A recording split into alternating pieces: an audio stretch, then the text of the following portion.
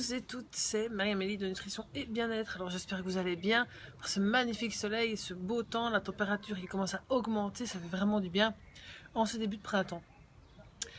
Alors je me disais justement que j'avais pas publié grand chose sur la page Facebook ces derniers temps et donc que j'allais peut-être prendre quelques instants pour vous partager un sujet qui me tient à cœur parce que ça me touche personnellement bien sûr, mais ça touche énormément aussi d'amis et d'amis proches et donc j'ai essayé de vous partager ça. Les beaux jours reviennent et on se dit mais tiens, j'aimerais quand même bien perdre quelques kilos, j'aimerais quand même bien rentrer à nouveau dans ce super maillot ou dans cette robe.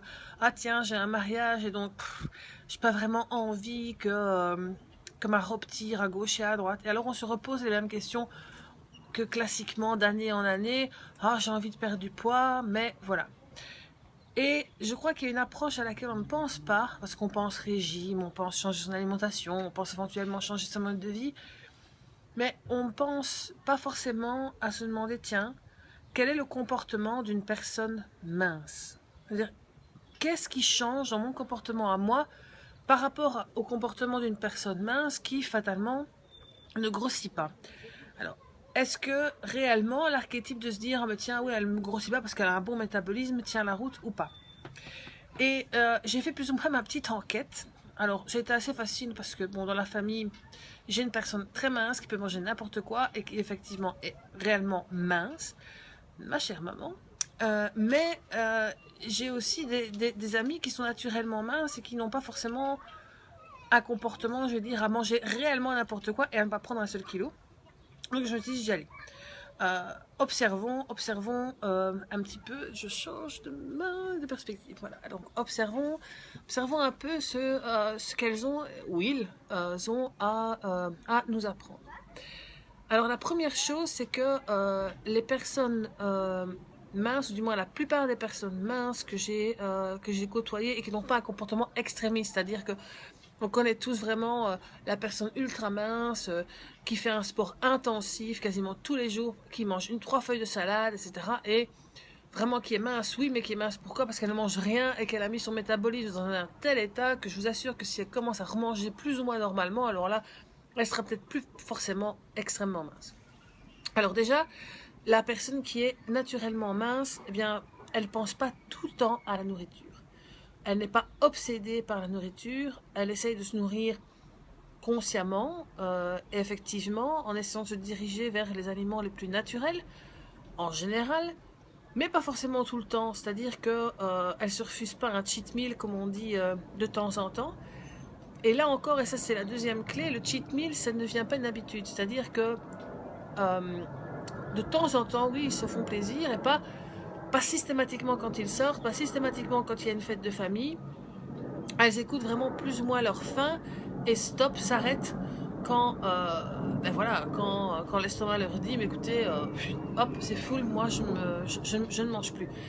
Elles ne pensent pas éventuellement en refusant la nourriture qu'elles vont vexer certaines personnes ou elles ne se sentent pas coupables de refuser la nourriture comme elles ne se sentent pas coupables effectivement de manger une part de gâteau.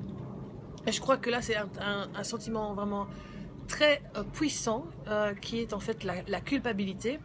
Parce que si on parle d'épigénétique, pour ceux qui le connaissent, c'est en fait l'influence que a votre environnement pour le codage de votre ADN et donc finalement votre métabolisme. Et vos émotions sont une influence de votre environnement et de l'environnement des gènes. Donc effectivement, se sentir coupable de manger telle ou telle chose, c'est un stress. On sait que le stress est lié à la production de cortisol, d'adrénaline. Mais si le stress est chronique et si systématiquement que vous vous faites plaisir, vous vous sentez coupable, ben je peux vous assurer que sur la balance, vous n'aurez absolument pas le même résultat. Alors, autre comportement des personnes minces, elles bougent. Elles ont une activité physique. Mais encore une fois, pas en ayant dans la tête « Ah mais tiens, je fais mon activité physique pour maigrir ». Elles se disent « Non, je fais mon activité physique parce que ça me fait du bien, parce que j'y prends du plaisir, parce que c'est une activité commune, donc je fais avec des amis. Parce que c'est mon moyen de me détendre, parce que je me sens mieux après, tout simplement. » Donc les personnes minces, elles sont vraiment focalisées non pas sur leur perte de poids, mais plutôt sur leur bien-être. En général, elles essayent de se détendre au maximum, elles essayent de profiter de la vie. Donc ça, c'est également un point extrêmement important.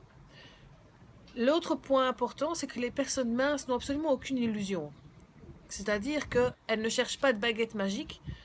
Elles savent très bien que leur métabolisme peut changer avec l'âge, peut changer avec une variation d'hormones au sein même du temps, de mois en mois pour les femmes, d'événements, par exemple comme une grossesse, adolescence, etc. Les personnes minces tiennent à leur corps et elles en prennent soin.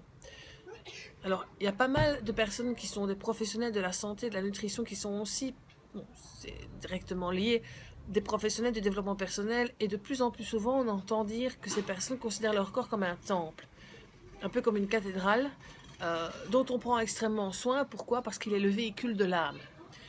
Et on dit souvent que si prends soin de ton corps pour que ton âme ait envie d'y rester. Et je crois que la plupart des personnes qui sont minces ont effectivement cette optique-là.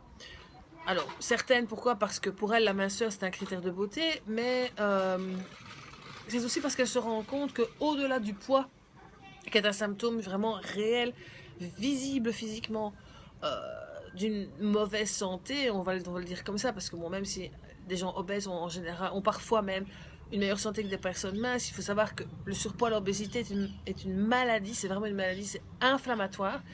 Et donc, à partir du moment où vous avez une inflammation qui est beaucoup plus élevée dans le corps, c'est en fait un nid, un berceau pour tout autre type de maladie, des plus simples comme aux plus complexes. Et les personnes minces le savent. Donc, elles prennent réellement soin de leur corps. De manière globale, pas seulement dans l'assiette, mais également dans la gestion des émotions et effectivement, comme je le disais avant, à l'activité physique. Une autre attitude aussi qu'ont les personnes minces, aussi bien les femmes que les hommes, elles prennent soin d'eux, je veux dire, extérieurement parlant. Alors vous allez me dire, oui, mais moi, à partir du moment où j'ai quelqu'un de mince devant moi, facialement, elle sait bien s'habiller, ou il sait bien s'habiller, parce qu'il rentre dans tout. Alors oui et non. Oui et non. Alors c'est vrai qu'il est beaucoup plus facile pour une personne fine de trouver des vêtements qui vont lui aller, mais je peux vous assurer qu'on connaît certainement dans notre entourage des personnes très fines ou des personnes normales qui ont un mal de chien à s'habiller parce qu'elles ne connaissent pas ce qui leur va. Les couleurs qui leur vont, elles ne savent pas comment se mettre en valeur et ça, c'est pas forcément une question de poids.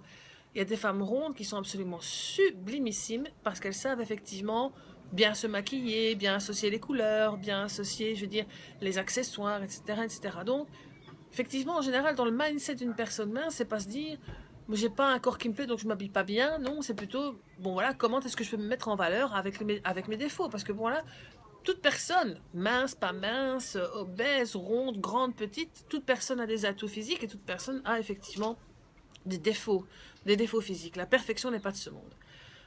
Et elle ne dépend certainement pas de vos kilos, ni du message que votre balance vous envoie tous les matins ou tous les soirs si vous vous posez le soir. Donc ça, c'est vraiment aussi un comportement, je vais dire, quasi systématique des personnes effectivement minces, ou du moins, voilà, elles prennent soin de leur apparence physique. Alors un autre point aussi que les personnes minces ont, c'est-à-dire qu'elles ont systématiquement des projets en tête. Elles se limitent pas euh, par rapport à X et Y choses, et ça je crois que c'est plus une question de confiance en elles. Alors, c'est vrai qu'il y a des personnes minces qui ont effectivement des problèmes de confiance en elles. Ça, y a pas, je veux dire, c'est pas, je veux dire, la confiance en soi n'est pas directement liée à son poids. Mais en général, des personnes minces qui effectivement rassemblent toutes les caractéristiques que je viens de vous citer un peu avant, bien, elles dégagent, oui, une certaine confiance en elles. Bon, ça ne veut pas dire qu'elles ne vont pas trébucher, ça ne veut pas dire qu'à des moments donnés, elles vont avoir des doutes. Mais elles vont avoir suffisamment confiance en leur intuition pour suivre cette intuition et s'engager dans des projets qui leur tiennent à cœur, peu importe le projet. Alors à ce moment-là, à partir du moment où vous êtes engagé dans un projet, ben, vous êtes plus focalisé vers votre assiette, vous êtes plus focalisé sur effectivement le petit bourrelet qui dépasse à gauche, à droite, vous n'êtes plus focalisé vers, je sais pas moi, un double menton qui commence à se former ou une joue qui est un peu trop charnue. Vous faites quelque chose qui vous plaît, vous faites quelque chose dans lequel vous vous sentez utile, qui va vous apporter quelque chose, apporter de la reconnaissance, pas extérieure mais intérieure, qui va vous permettre de vous gratifier vous-même. Et là, c'est effectivement très important. Alors voilà, je crois que cela rassemble plus ou moins ce que je voulais vous dire là-dessus, sur les caractéristiques des personnes minces en dehors de leur assiette. Parce que bon, par rapport à leur assiette, on connaît vraiment tout ce qu'une personne mince peut manger ou peut ne pas manger, hein. On connaît, en général, la plupart des personnes qui effectivement ont fait plusieurs régimes savent très bien de quoi il en est. Ah oui, la dernière chose ultime effectivement que je voulais vous dire, et c'est avec ça que j'ai terminé cette vidéo, c'est que les personnes minces, elles ne parlent pas de régime. Les personnes minces, elles parlent même pas non plus de rééquilibrage alimentaire, mais les personnes minces, elles se disent, moi je veux manger sainement tout au long de ma vie.